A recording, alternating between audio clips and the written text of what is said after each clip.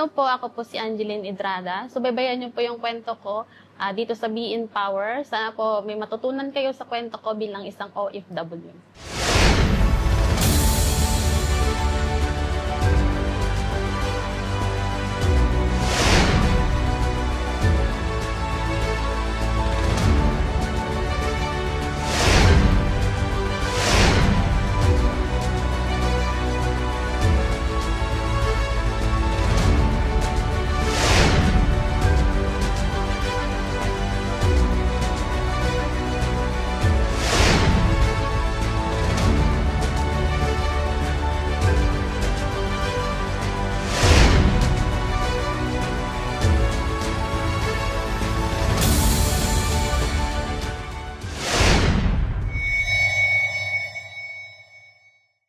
Hi, Ma'am Angeline. Kamusta naman po yung lahat? Okay naman po, Pastor. Okay. Taga saan po kayo sa Pilipinas pala? Taga Negros po ako, pero nakapag-asawa po ako ng taga Ilagan, Isabela. Ngayon so, doon na po ako nakatira. Doon ka nakatira? Medyo matagal ka na sa Isabela nakatira or di? 11 years na po. So marunong ka na mag-Ilocano? Nakakaintindi po, pero yung asawa kasi Ibanag po. So, yung Ibanag, how about Ibanag? Nakakasalita ka ng Ibanag? Opo. Totoo? Opo. So, sa Negros, anong salita doon? Hiligay nun po.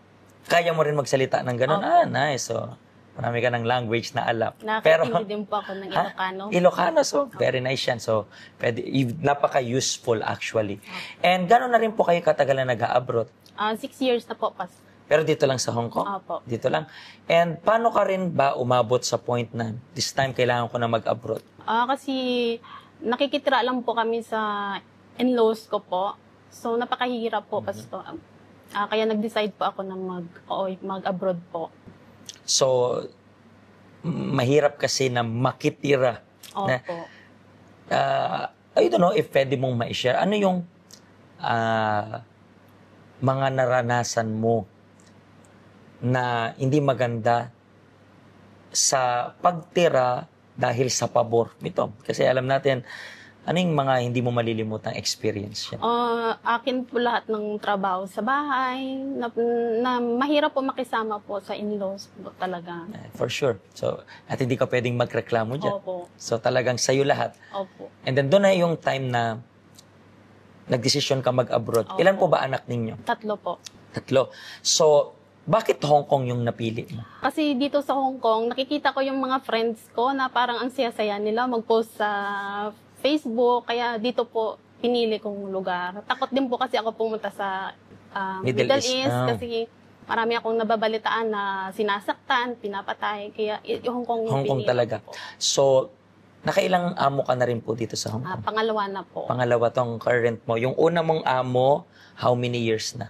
Mahigit 5 taon po, Pastor. Yung unang amo? Opo. So, bakit naputol? Anong nangyari? Nagkaroon po kami ng alitan ng amo ko. Kasi umagang-umaga yon, nagalit siya sa akin kasi late na daw ako nagluto ng breakfast ng alaga ko. So, sinigaw-sigawan niya ako. Nagalit siya sa akin. Tapos, sinabi ko na lang sa kanya, i-terminate mo na lang ako. Kasi dinuro-duro niya ako. And then that time, tinerminate ka talaga niya? Opo, on the spot po yun, Pastor. Pinagbintangan niya din po ako na sinaktan ko daw po ang mga anak niya. Ano yun? So, yun rin yung sinulat niya sa termination letter? Ay, hindi po. Kasi bago po ako bumaba, humingi naman po ako ng paumanhin sa employer ko na nasagot ko po siya. Tapos, pagbaba ko, hindi niya po ako binigyan ng recommendation letter. Tapos, nag-message po ako sa kanya na kailangan ko ng recommendation letter kasi hindi po ako makahanap ng employer. Kaya binigyan niya po ako ng mag-good reason naman po. So, for some reason, okay pa rin naman yung ginawa niya at the end of the day, nanghingi ka ng sorry.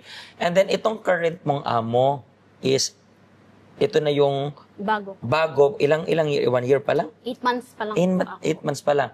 Pero, so far, kamusta ka dyan sa okay po yung amo ko, Pastor, na napakabait po at Christian din po sila.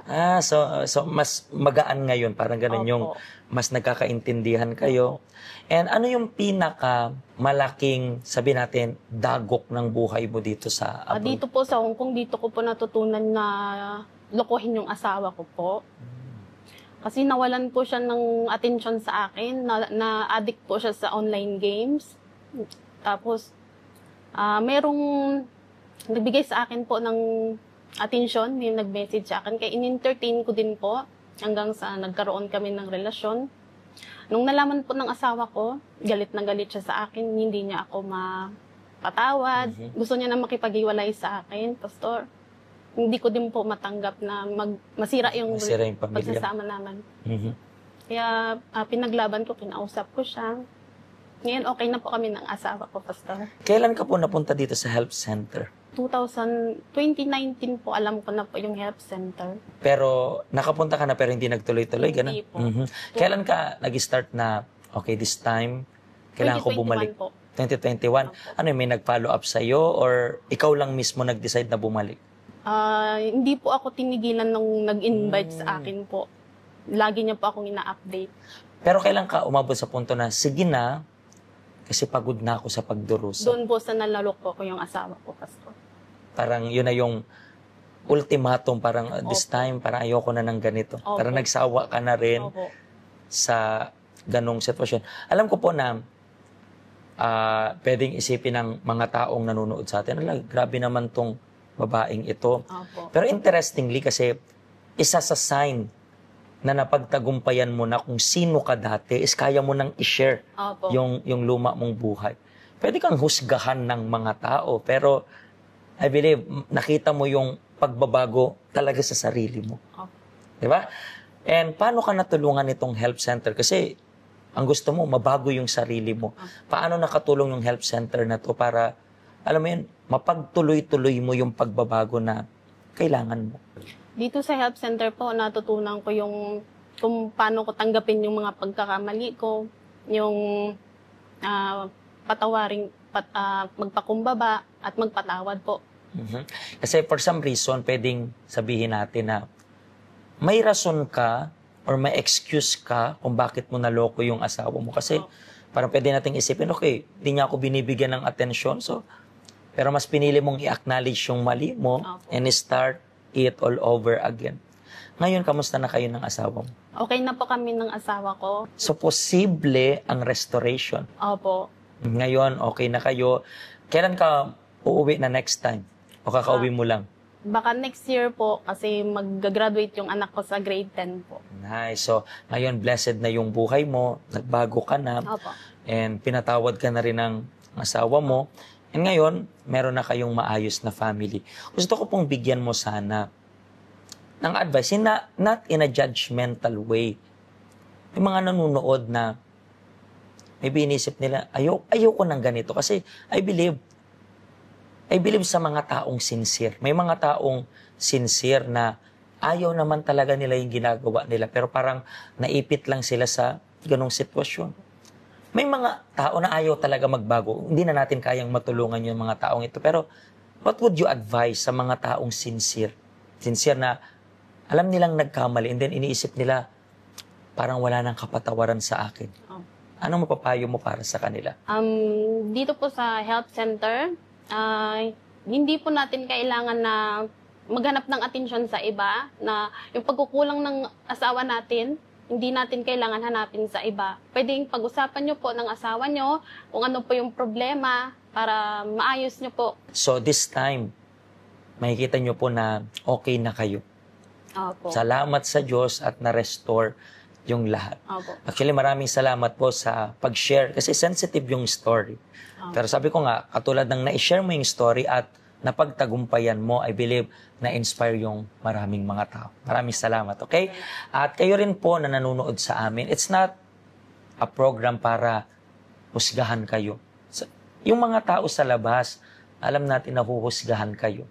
Pero lagi nga namin sinasabi, mas tinitingnan namin yung pwedeng maging resulta ng buhay mo. Pagpalain po kayo ng Diyos hanggang sa susunod na episode. Hello, ako po si Pastor Joshua, dito po sa UCKJ Help Center, dito po sa Hong Kong. At yung mga napanood nyo pong testimony, ay mga testimony ng mga OFW dito sa Hong Kong. Pero I believe makaka-relate rin naman kahit nasaan po kayong bansa. Basta OFW. Ang Help Center po natin ay walang pinipiling religion. Base na rin po sa name, Health Center. Kung kailangan nyo po ng karagdagang information, nandito lang po sa baba lahat ng information na kailangan ninyo. Kontakin nyo lang po kami at magiging masaya po kami na matulungan ka, ma-assist ka, nasaan man po kayong bansa. Pagpalain po kayo ng Diyos.